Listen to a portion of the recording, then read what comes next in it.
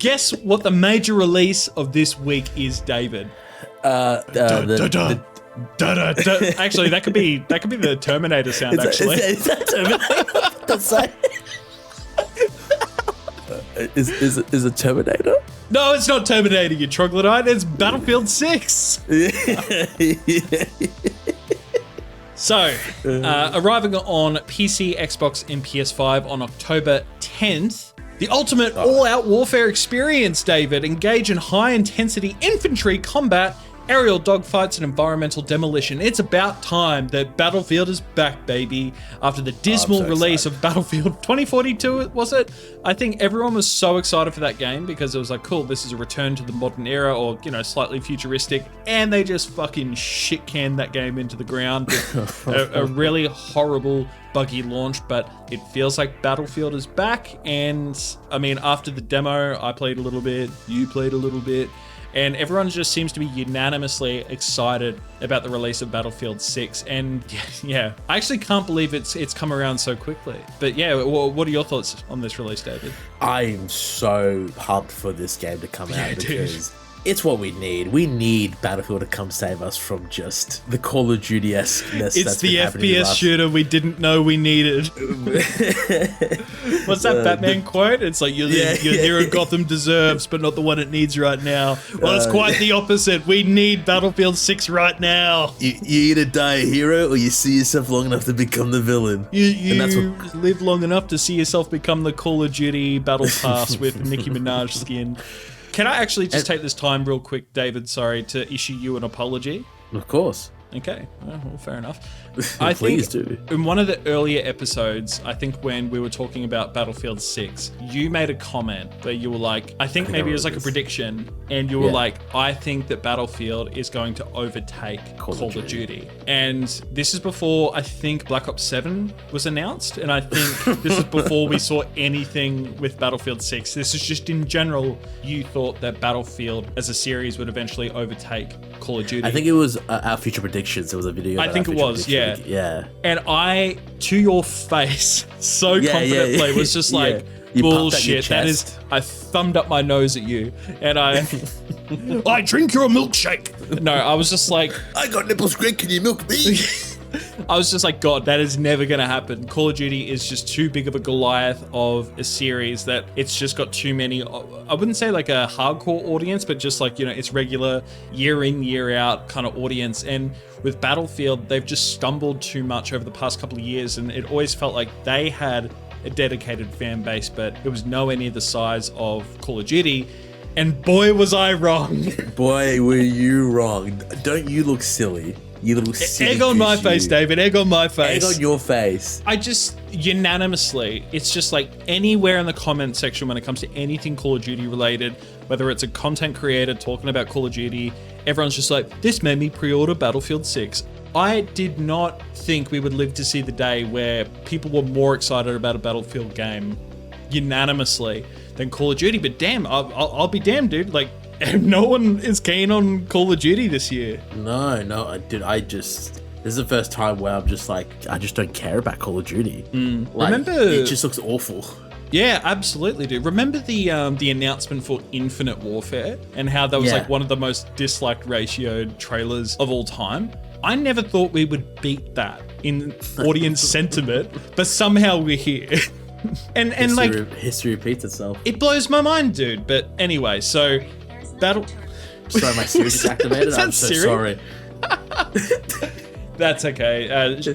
Siri just wanted to be a part of the podcast as well. She wanted to chime in and talk shit about Call of Duty. But yeah, so Battlefield 6, so that's going to be out at the time of recording in just 2 days' time. I know you've got a copy and you're really excited. And I do. I cannot fucking wait until October is over so I can buy this game, because for those of you listening to this who aren't aware, David and I have a bet. Well, not even a bet. It's more just like an agreement that we're in a no-spend month at the moment, and we're just trying to work through the games that we currently have. And I think I picked the worst month because there's a lot of AAA games coming out this month. I wish I did this last month. But anyway, too late to go back now. But yeah, Battlefield 6, it looks like it's going to be incredible. I cannot wait for like 1 week post-launch just to see what the general audience sentiment is once, you know, everything's truly set in. So it's going to be a really great time had by all, I think. But just moving on to a couple of other releases. So releasing on Tuesday, October 7th is 2XKO. David, I'm trying to read here. Yes, it was your birthday, and it was 7th of the 10th, it was IGN Day, whatever. So this is their PC Early Access with a full release on the horizon on the PS5, Xbox, and PC to be announced next year. So this actually looks really interesting. So it's a 2v2 fighting game where good teamwork can make the difference between victory and defeat, and where good neighbors can become good friends, David. So master a variety of unique moves and mechanics to outplay the enemy duo. And yeah, look, this just genuinely looks really, really cool and unique. And I'm curious if this will catch on like other fighting game series like Street Fighter and Mortal Kombat and such. But yeah, it just looks really unique and interesting. And then moving on to October 9th. So we've got 2 games that I want to quickly cover here. And that is going to be Bye, Sweet Carol. So that's going to be on all platforms, and it's a horror game set in the early 1900s during the women's suffrage movement.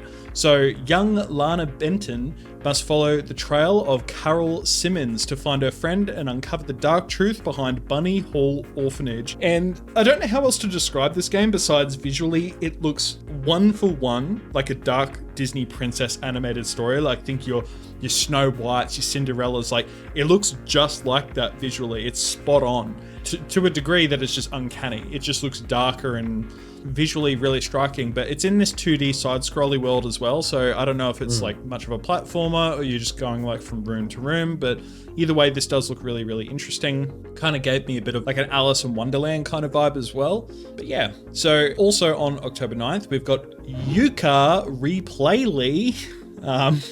Also on all platforms, and it's an enhanced definitive version of the open world 3D platformer Yooka-Laylee, and it includes new challenges, secrets, mechanics, and accessibility options, David, with the search for pages starting anew.